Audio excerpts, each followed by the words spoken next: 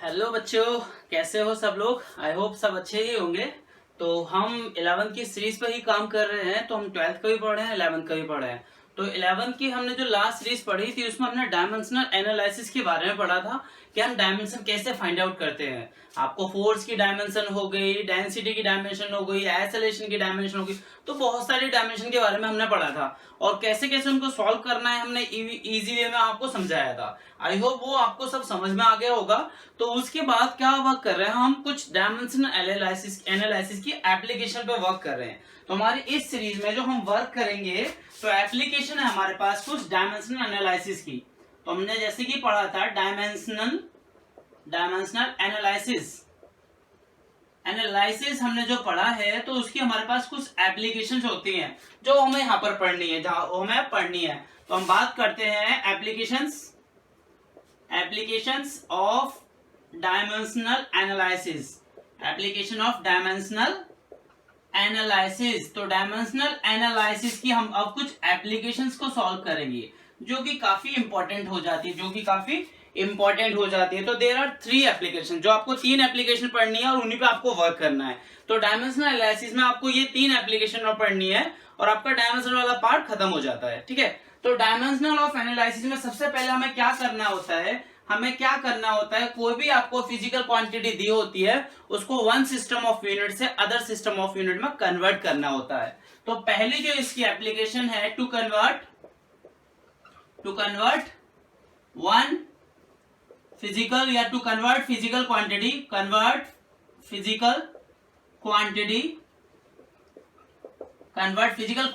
From one system of unit to other system.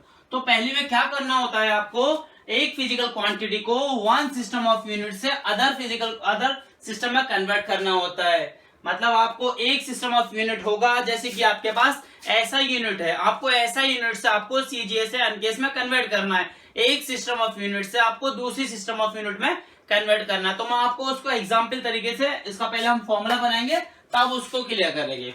दूसरा आता है आपका principle of homogeneity. That means principle of homogeneity.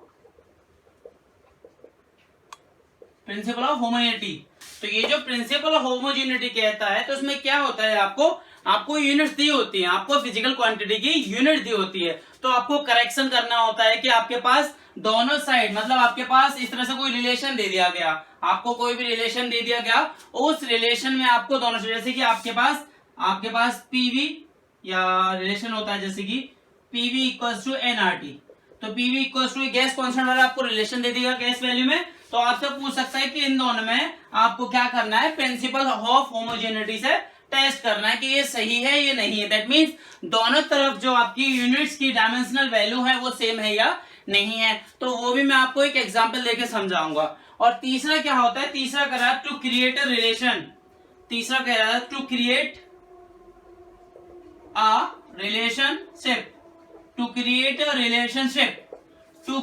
Relationship of physical quantity. तो ये क्या करता है, रिलेशन दिखाता है आपका फिजिकल क्वांटिटी में। कोई भी आपको न्यूमेरिकल दे दिया जाएगा और उस न्यूमेरिकल में फिजिकल क्वांटिटी आपको रिलेशन बनाना होगा। तो ये 3 तरह की एप्लीकेशन पर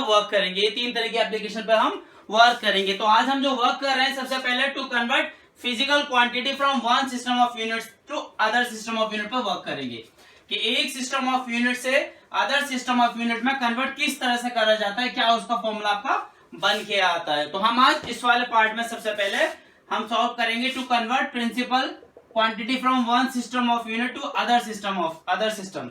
एक सिस्टम से आपको अदर सिस्टम में कन्वर्ट करना है। तो उसके लिए हम क्या कर लेते हैं, हम लेटर्स कंसीडर कर लेंगे।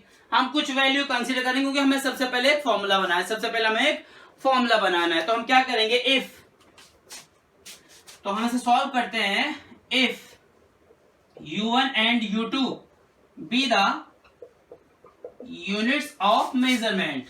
तो हम सबसे पहले एक फॉर्मूला बना लेंगे, फिर उससे हम सॉल्व करेंगे। पहले फॉर्मूला बना लेते हैं हम सबसे पहले। तो if u1 and u2 be the units of measurements. तो हम बात कर रहे हैं to convert physical quantity from one system of unit to a other system. तो हमने क्या करा, if u1 and u2 be the unit of measurement, and q be the physical quantity, and n1 and n2 be the numerical values। तो हमने इस तरह से solve कर रहे हैं इसको, be the numerical values, then q will be equals to n1 u1 equals to n2 u2। तो ये हमारे पास एक फॉर्मूला बन के आता है, हमने एक फॉर्मूला बनाया लेट अस कंसीडर करके। तो q भी द फिजिकल क्वांटिटी, n भी the number of values, and u1 in u2 क्या है आपके, this is the units of measurement. हम कोई भी फिजिकल क्वांटिटी की यूनिट्स के बारे में मेजरमेंट कर रहे हैं तो आपके वो u1 एंड u2 है। वो कैसे समझ में आएगा, ठीक है, हम इसमें लेट कर लेते हैं, late m1, l1, t1, let m1, l1, t1 be the sizes of fundamental quantities,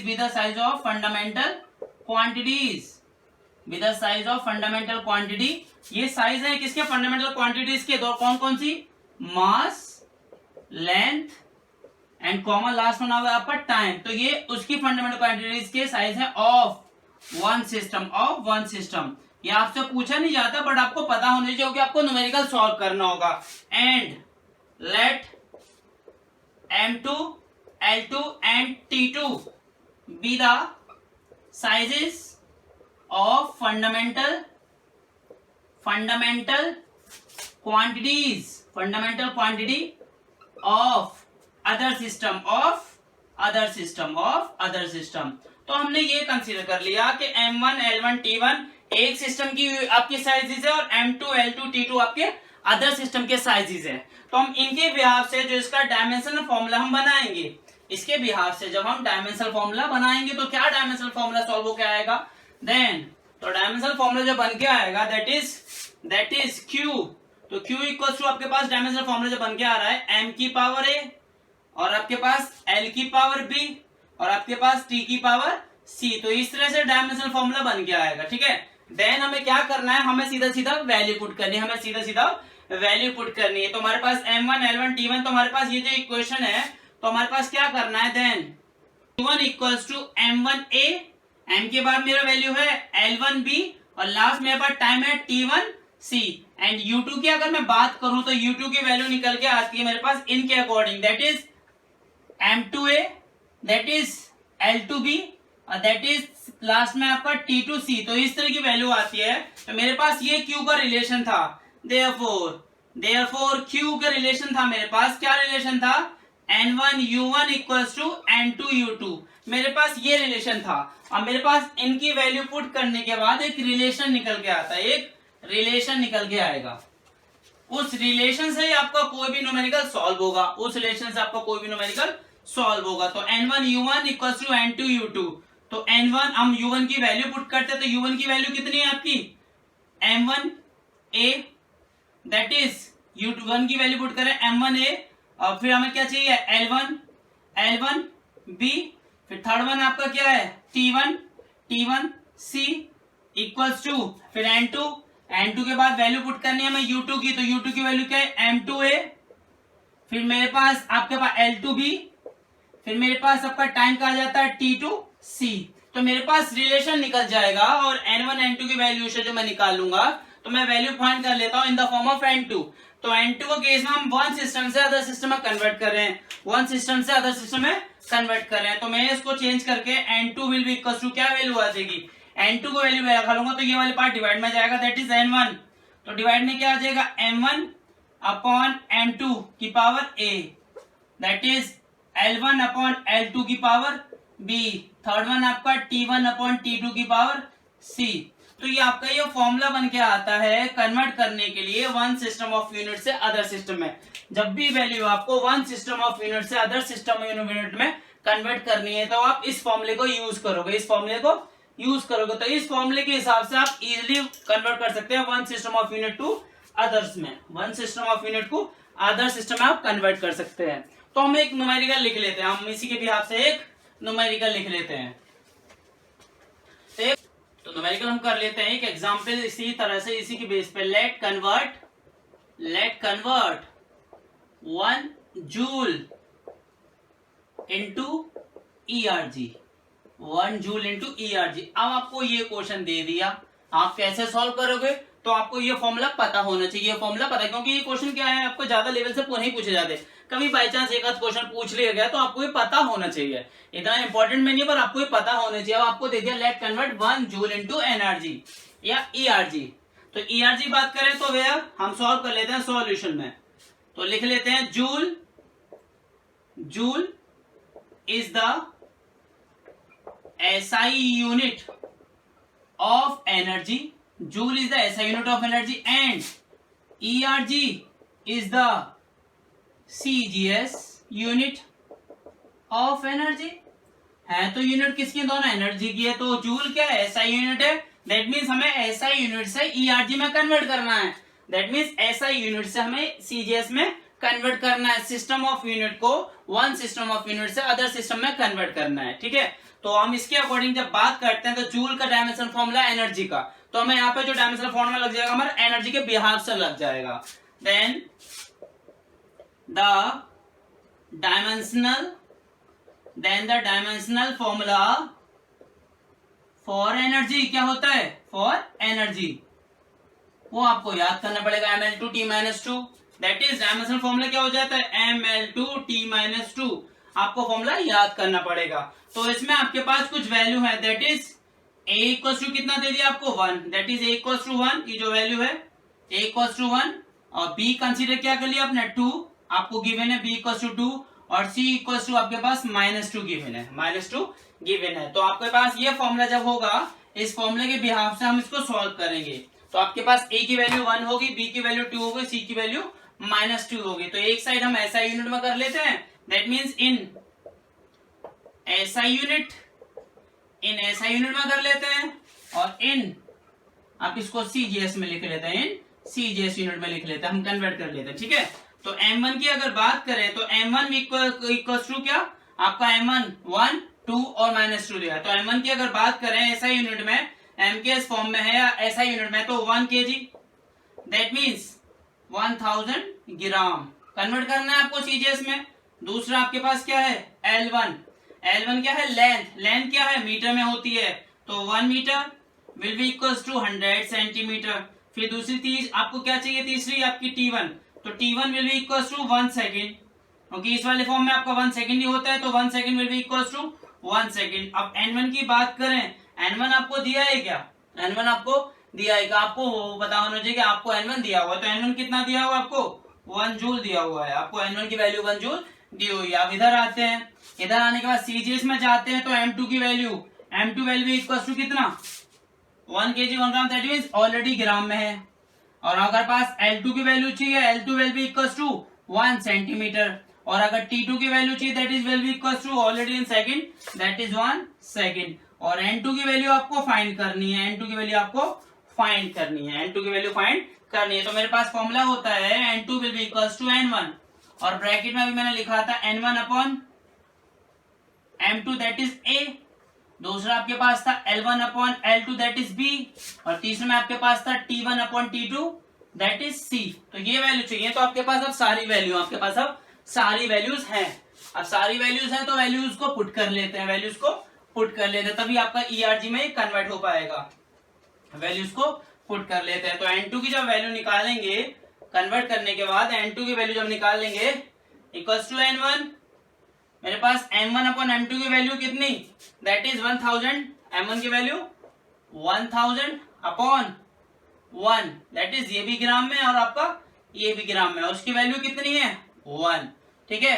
अब L1 upon L2 that means 100 centimetre upon 1 centimetre, that means 100 centimetre upon 1 centimetre, दोनों की वैल्यू कितनी है, इसकी पावर 2, ठीक। अब लास्ट C, तेजी time के लिए 1 सेकेंड अपॉन 1 सेकेंड, वैल्यू -2। तो हमारे पास जो वैल्यू आ जाती है N2 will be equals to N1 की वैल्यू जो 1 है, तो 1 इंटू 10 की पावर कितना होगा, 10 की पावर 3, इंटू यहाँ पर 10 की पावर 100 की पावर 2, दैट मीन्स 10 की पावर आपका कितना हो जाएगा 4, दैट इज 10 की पावर 4, और आपका लास्ट वो सेकंड वाला वैल्यू खत्म होगी। तो आपके पास n2 की जो वैल्यू आती है दैट मीन्स कितना आ रही है, आपके पास वैल्यू आती है 10 की पावर 4 5 6 7, दैट इज 10 की पावर 7 आती है। तो जब आप कन्वर्ट कर रहे हैं उसको ERG में, जब ERG में कन्वर्ट करा आपने, तो आपके पास जो वैल्यू आई है that is 1 joule will be equals to 10 की पावर 7 ERG।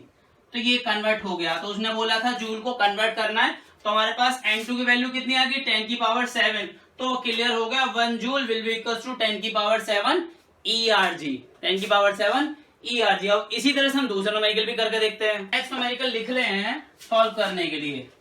ये थोड़ा सा इजी ही है वैसे तो, पर ये अभी नया नया है तो हो सकता है इसलिए थोड़ा सा अजीब सा लग रहा हो, क्योंकि 11th में है, काफी आपको कुछ डिफरेंट हो जाता है जो 10th से पढ़ के आ रहे हैं, जो आप 10th से पढ़ के आ रहे हैं तो काफी डिफरेंट हो जाता है। अब आपको क्या करना है, आपको जैसे जी आपने पढ़ा है, आपने जी की वैल्यू निकाली थी, डायमेंशनल वैल्यू निकाली, अब क्या करना है जी को कन्वर्ट करना है, जी की यूनिट को आपको कन्वर्ट करना है। The value of G in CGS, आपको द वैल्यू ऑफ जी, आपको वैल्यू दे दी गई है the value of G in CGS। Question example है आपके पास, the value of G in CGS, तो वैल्यू ऑफ सी आपको CGS में दे दी गई 6.67 इंटू 10 की power -8, that is dyne. Unit क्या होती है इसकी सेंटीमीटर स्क्वायर और G -2, ठीक है। तो आपको क्या the value of G in CGS, the value of G in CGS equals to 6.67 into 10 की power -8। Have to convert in SI unit, SI unit. तो आपको क्या करना है, the value of G in CGS, जो आपको वैल्यू दी हुई है G की CGS फॉर्म में, आपको उसको कन्वर्ट करना है SI यूनिट में, आपको उसको कन्वर्ट करना है SI यूनिट में, कन्वर्ट करना है SI यूनिट में। तो SI यूनिट में कन्वर्ट करने के लिए सबसे पहले आपके पास फोर्स का फॉर्मूला होना चाहिए।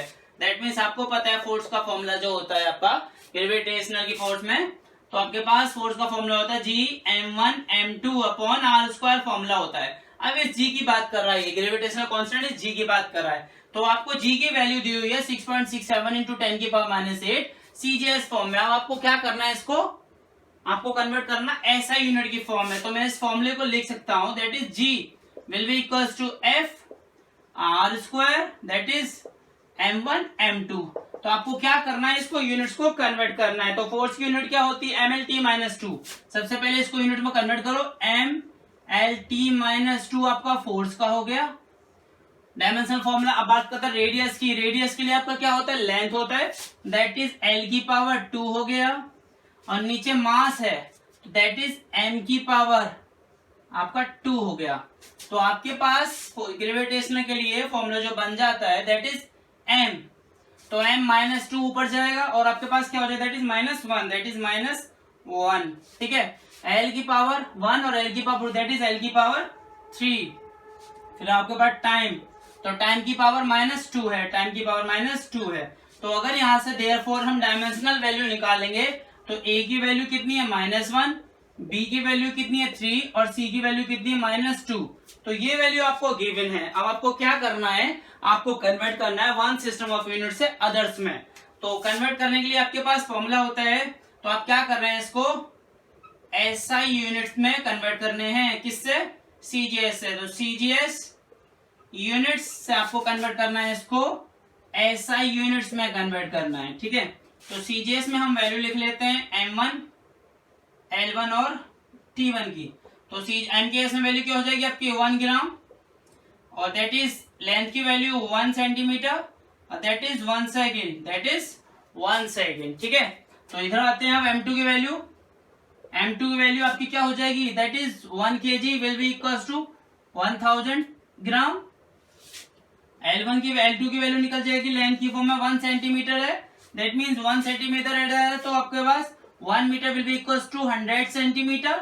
आपके पास T2 की वैल्यू निकलेगी 1 second will be equals to 1 second, ठीक है। तो N2 और N1 आपके पास दो केस ये होते हैं, N2 और N1। तो आपको जो वैल्यू दी हुई है यहाँ पर किसकी दी हुई है, आपके पास वैल्यू दी हुई है ये वाली, आपके पास वैल्यू दी हुई है किसकी, आपको N2 की वैल्यू दी हुई है, आपको N2 की the value of CGS formula, मतलब आपको N1 की वैल्यू दी हुई है, आपको ये N1 की वैल्यू दी हुई है, आपको N1 की, तो N1 की वैल्यू दी हुई है आपके पास 6.67 इंटू 10 की पावर -8। आपको N2 की वैल्यू फाइंड करनी है, आपको N2 की वैल्यू फाइंड करनी है। तो फॉर्मूला क्या होता है हमारे पास, N2 equals to N1 that is M1 upon M2 की पावर A, ठीक, L1 अपॉन L2 की पावर B, ठीक है, और लास्ट T1 अपॉन T2 की पावर C। तो ये फॉर्मूला होता है। तो हमारे पास वैल्यू कुछ गिवन है, N2 will be equals to, तो मेरे पास वैल्यू गिवन है, ये वाला पार्ट थोड़ा सा जगह कम पड़ रही है तो मैं थोड़ा सा नीचे कर लेता हूँ इसको। N2 will be equals to, N1 की वैल्यू कितनी है आपके पास 6.67 इंटू 10 की पावर -8 है, ठीक है। M1 upon M2 that means M1 upon M2, M1 की वैल्यू कितनी है 1 अपॉन 1 ग्राम ओवर 1000 ग्राम, पावर कितनी है, A की वैल्यू कितनी है -1, ठीक। दूसरी L1 अपॉन L2, L1 की वैल्यू 1 सेंटीमीटर और नीचे आपकी 100 सेंटीमीटर की पावर कितनी है, B की value 3, and last T1 upon T2, तो T1 कितना है 1 सेकेंड और फिर आपके पास 1 सेकेंड और उसकी पावर कितनी है -2, आपके पास पावर कितनी है -2। जब हम इसको सॉल्व करेंगे तो N2 की वैल्यू हो जाएगी 6.67 इंटू 10 की पावर -11 आ जाएगी। सॉल्व करने के बाद इनकी वैल्यू आपके पास वैल्यू आ जाएगी 6.67 इंटू 10 की power -11 newton metre square kg -2, newton metre square kg -2। तो ये वैल्यू आ जाती है आपके पास सॉल्व करने के पास N2 की। तो हमने क्या कर लिया, the value of G in CGS इतनी होती है, CGS में वैल्यू इतनी होती है, और जब हम उसको SI यूनिट में कन्वर्ट करेंगे तो SI यूनिट में उसकी वैल्यू इतनी हो जाएगी। तो इसी तरह से इसमें काफी न्यूमेरिकल आते हैं, इसी तरह से इसमें काफी न्यूमेरिकल आता है। तो हम बात करें हम सेकंड एप्लीकेशन की, अब बात करेंगे हम सेकंड एप्लीकेशन। तो इसको रब करते हुए हम सेकंड जो बात करेंगे, तो सेकंड क्या था आपका, प्रिंसिपल ऑफ होमोजेनिटी। तो प्रिंसिपल होमोजेनिटी क्या कहता है आपके पास, जब डायमेंशन की बात करते हैं तो डायमेंशनल वैल्यू तब करेक्ट होती है जब बोथ साइड वैल्यू किसी भी फिजिकल क्वांटिटी में सेम होती है। जो अब वैल्यू अगर करती है, हम बात करते हैं सेकंड की, तो के सेकंड है आपका principle of homogeneity that means equation जो होती है आपकी, जो कोई भी इक्वेशन है, जैसे कि आपकी इक्वेशन है S equals to UT plus half AT square, तो इसकी बात कर रहे हैं हम। तो ये जो आपकी प्रिंसिपल ऑफ होमोजेनिटी बात करता है, तो प्रिंसिपल होमोजेनिटी क्या कहता है, जब भी कोई फिजिकल डायमेंशन की करेक्शन की बात आती है तो फिजिकल डायमेंशन करेक्ट तभी होता है जब दोनों तरफ डायमेंशन की वैल्यू सेम होती है, that is the dimensional value is correct only when the occurring values of a given equation both sides are correct और सेम हो। तो मेरा कहने का मतलब है प्रिंसिपल ऑफ होमोजेनिटी ये कहता है, तो आपके पास कोई भी एक इक्वेशन दे दी गई, इक्वेशन में क्या है, आपको फिजिकल क्वांटिटी इनकी बात करी, मतलब इनकी डायमेंशनल की बात करी, दैट मीन्स इनकी जो सबकी डायमेंशन है वो सेम होनी चाहिए, सबकी डायमेंशन सेम होनी चाहिए, मतलब करते हैं। तो S क्या है, लेंथ, तो लेंथ के केस में जो डायमेंशन होती है L होती है। अब U के केस में क्या है आपकी स्पीड या वेलोसिटी, तो वहां पर डायमेंशनल फॉर्मूला होता है आपका LT-1 दैट इज LT-1, ठीक है। अब यहाँ पर T, तो T का क्या हो जाएगा 1 प्लस, हाफ को नहीं काउंट कर रहे, अब AT की बात कर रहे हैं, तो A इज द एसेलेशन, तो एसेलेशन का डायमेंशनल फॉर्मूला होता है LT-2, फिर आपका टाइम, तो T की पावर आपका T की पावर 2, तो इसको सॉल्व करते हैं तो L इक्वल टू LT, मतलब T-1 दैट इज T की पावर कितनी, दैट इज L बचा, प्लस, तो इसको सॉल्व करें T-2 और T दैट इज L बचा, ठीक है। अब आपके पास तीन वैल्यू है, दैट मीन्स S की अगर फिजिकल क्वांटिटी की बात करी कितनी आई है, L आई है, एल की अगर डायमेंशनल वैल्यू बात करिए एस की तो कितनी है, एल आई है। हमने U2 की डायमेंशनल वैल्यू निकाली, कितनी आई है, एल आई है। हमने एटी स्क्वायर की डायमेंशनल वैल्यू निकाली, कितनी आई है, ए आई है।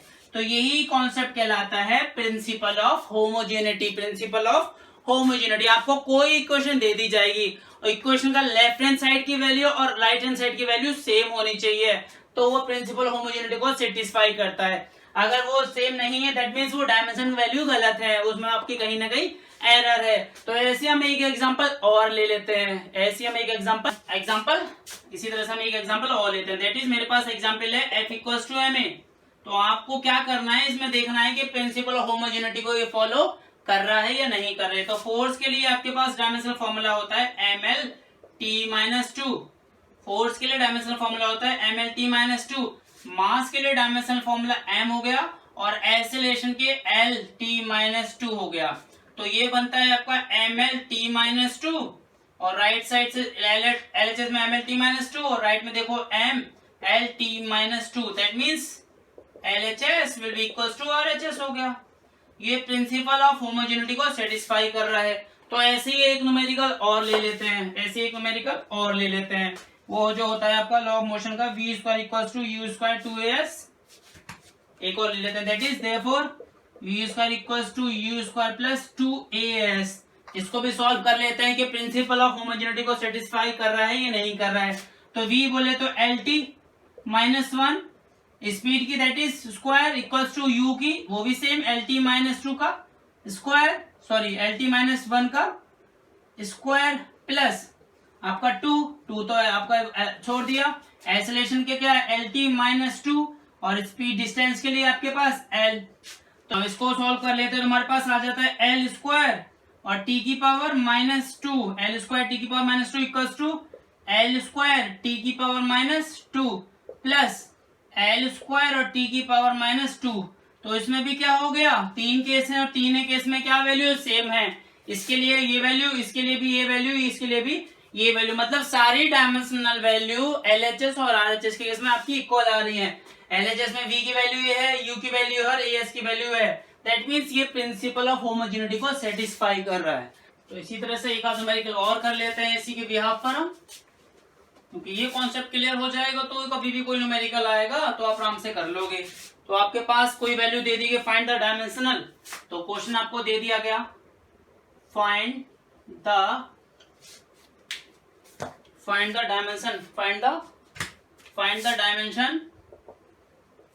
Dimension of A by B। तो आप उसी कॉन्सेप्ट से करोगे, find the dimension of A by B। आपको गिवन वैल्यू हुई है F equals to A√x plus BT square. ठीक है, आपको एक इक्वेशन दे दी गई है, find the dimension of A/B। आपसे A/B का डायमेंशन पूछ रहा है, तो A/B का डायमेंशन पूछ लिया तो आपके पास इक्वेशन है F equals to A√x plus BT square, where F is the force and T be the time। तो आपसे क्या पूछ रहा है, ये A/B का रेशियो पूछ रहा है, तो हम इसको सॉल्व करते हैं। देयरफॉर पहले इस वाले पार्ट को सॉल्व कर लेते हैं, that is F equals to A√x, क्योंकि इक्वल लेके चलते हैं तो F equals to A√x। A की वैल्यू फाइंड करेंगे तो A इक्वल्स टू वैल्यू आ जाएगी F/√x। तो फोर्स का डायमेंशन फॉर्मूला क्या होता है, MLT-2, क्योंकि फोर्स का डायमेंशनल फॉर्मूला पता है तभी आपका दूसरा हो पाएगा। तो फोर्स का डायमेंशनल फॉर्मूला है MLT-2, ये फोर्स का डायमेंशनल फॉर्मूला हो गया। नीचे आपके पास x की वैल्यू चाहिए, तो x की वैल्यू क्या है, डिस्टेंस के लिए, दैट मीन्स L की पावर 1/2, दैट इज L की पावर 1/2। तो A के लिए जो फॉर्मूला बन के आ रहा है M, L की पावर माइनस ऊपर गया -1/2, 1 है तो आपकी 1/2 आ जाएगी, 1/2 और T की पावर -2। तो ये डायमेंशनल फॉर्मूला हो गया आपका A के लिए। ऐसी बात करेंगे देयरफॉर B के केस में, तो B के केस में आपके पास वैल्यू आ रही है, दैट मीन्स B वाली बात करेंगे तो F इक्वल्स टू आपके पास value BT square, that means B की वैल्यू निकाल ली है F/T स्क्वायर। तो फोर्स का फॉर्मूला MLT-2 अपॉन टाइम का formula that is T square हो गया, तो टी ऊपर जाएगा आपके पास क्योंकि टी स्क्वायर है, तो टी की वैल्यू कितनी हो जाएगी, माइनस माइनस टी की power 4, that is B will be equal to कितना हो जाएगा, एम एल टी की पावर -4 हो जाएगी। तो ये आपके पास ये बी की वैल्यू हो गई। अब इसने पूछे क्या है आपसे, रेशो पूछा है, इसने पूछा क्या, रेशो पूछा है, तो रेशो पूछा है ए अपॉन बी का, तो ए की वैल्यू m, एल की वैल्यू 1/2, ठीक है, और टी की value -2 upon m, L T की वैल्यू -4। तो a अपॉन बी की जब वैल्यू हम निकालेंगे तो m कितना हो जाएगा, m ऊपर गया तो m की वैल्यू कितनी होगी आपकी 0, क्योंकि 1 -1 और 1 आपका 0, तो l की वैल्यू कितनी हो गई, -1/2 और t की वैल्यू -2 है तो ऊपर गया आपका 2, तो ये रेशो आ जाएगा आपका a अपॉन बी का। तो इसी तरह से ये हो जाता है। आई होप इसमें कोई डिफिकल्टी नहीं होगी, आप धीरे धीरे पॉज करके वीडियो को देखिए, एक एक एग्जाम्पल करिए, आपको क्लियर होता जाएगा। तो प्रिंसिपल होमोजेनिटी आपका यही कहता है कि एलएचएस और आरएचएस की वैल्यू आपकी नियर अबाउट सेम होनी चाहिए जब आपसे कभी इस बात करेगा। तो थर्ड केस क्या कहता है, वो डेवलप करता है रिलेशन, वो डेवलप करता है आपका रिलेशन का, फिजिकल क्वांटिटीज का रिलेशन को डेवलप करता है। To develop a relation between the physical quantity, आपको कोई न्यूमेरिकल दे दिया जाएगा और उसके आपने क्या करना है, एक रिलेशन डेवलप करना है, डिड्यूस, तो हम लिख लेते हैं deduce the relation among the physical quantity. तो थर्ड केस क्या है आपका, deduce the relation among the physical quantity, तो वो कैसे सॉल्व होता है, जो तीसरी एप्लीकेशन क्या करती है डायमेंशनल एनालिसिस की, वो करती है deduce the relation among the physical quantity. आपको क्या करना है, आपको कोई एक वैल्यू दे दी जाएगी, उस वैल्यू या उस क्वेश्चन के अकॉर्डिंग आपको एक रिलेशन डेवलप करना है, एक फॉर्मूला डेवलप करना है, ठीक है। तो उसके लिए मैं एग्जाम्पल, उसमें क्या है, deduce the relation among the physical quantities, तो फिजिकल क्वांटिटीज के बिहाफ से एक डायमेंशनल फॉर्मूला आपको फिर से डेवलप करना है। तो एक एग्जांपल लिख लेते हैं, उससे क्लियर हो जाएगा, टाइम वेस्ट ना कर दो, हमने न्यूमेरिकल लिख लिया है इसको क्लियर करने के लिए, जो कि एनसीईआरटी का पार्ट है, तो एनसीईआरटी के बेस पे एक न्यूमेरिकल हमने कंसीडर कर लिया। तो हमारे क्या है, deduce the relation among the physical quantity, तो फिजिकल क्वांटिटीज के बीच में आपको रिलेशन डेवलप करना है using the principal of homogeneity. Principal of homogeneity जो हमने पीछे पढ़ाया, उस प्रिंसिपल को यूज करके हमें क्या करना है, एक रिलेशन निकालना है, किसमें, फिजिकल क्वांटिटीज में। तो आपको ये क्वेश्चन दे दिया, क्वेश्चन देखकर लग रहा हो कितना लेंथी है, तो क्वेश्चन में क्या है, consider simple pendulum having a bob attached to a string.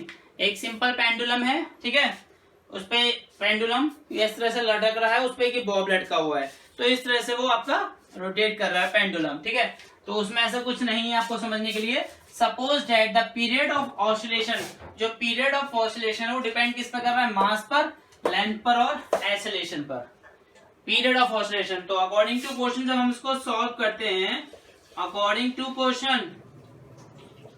Question हमारे पास जो बन रही है टी डायरेक्टली प्रोपोर्शनल किस किस पे डिपेंड कर रहा है, मास ऑफ द बॉब, तो बॉब के मास पर डिपेंड कर रहा है, किस पे, मास ऑफ द बॉब, उसको हमने ए से कंसीडर कर लिया। फिर डिपेंड किस पर कर रहा है, लेंथ, तो लेंथ किसकी, लेंथ ऑफ द पेंडुलम, ठीक, और लास्ट आपका क्या है, जी पर डिपेंड कर रहा है, जी ग्रेविटी के लिए। तो T is directly proportional to M की पावर ए, एल की पावर बी और सी की पावर जी, जैसे कि हम पीछे से पढ़ते हुए हैं। तो कोई भी जब क्वेश्चन आएगा तो आपको ऐसे ही रिलेशन बनाना है प्रिंसिपल ऑफ होमोजेनिटी को कंसीडर करते हुए। तो T is directly proportional to this, तो मैं इसको और लिख सकता हूं, T equals to K M की पावर ए, एल की पावर बी और सी की पावर या जी की पावर सी। तो ये वैल्यू आ गई आपके पास, ठीक है, तो ये वैल्यू होगी आपके पास। तो इस वैल्यू के अकॉर्डिंग हम क्या करेंगे, प्रिंसिपल ऑफ होमोजेनिटी को अकॉर्डिंग सेटिस्फाई करेंगे इसको। तो हम सबकी अलग अलग डायमेंशन वैल्यू निकालते हैं। सबसे पहले टी की बात करते हैं, तो टी की डायमेंशन वैल्यू आपकी कितनी है, टी की वैल्यू दे दी आपकी टी, क्योंकि सिंगल है टी की डायमेंशन वैल्यू, दैट मीन्स अगर डायमेंशन वैल्यू लिखूंगा तो एम नोट, एल नोट और टी की पावर ये हो जाएगी, ठीक है। तो ऐसे हम बात करें किसके लिए, हम एम की बात कर लेंगे। एम के लिए डायमेंशन फॉर्मूला आपका क्या हो जाएगा, एम हो जाएगा, सिंपल एम का एम हो जाएगा। फिर आपके पास किसका चाहिए, लेंथ का चाहिए, तो लेंथ का क्या हो जाता है डायमेंशन फॉर्मूला आपका, एल का डायमेंशन फॉर्मूला आपका एल हो जाएगा। फिर आपका जी के लिए चाहिए, तो जी के लिए डायमेंशन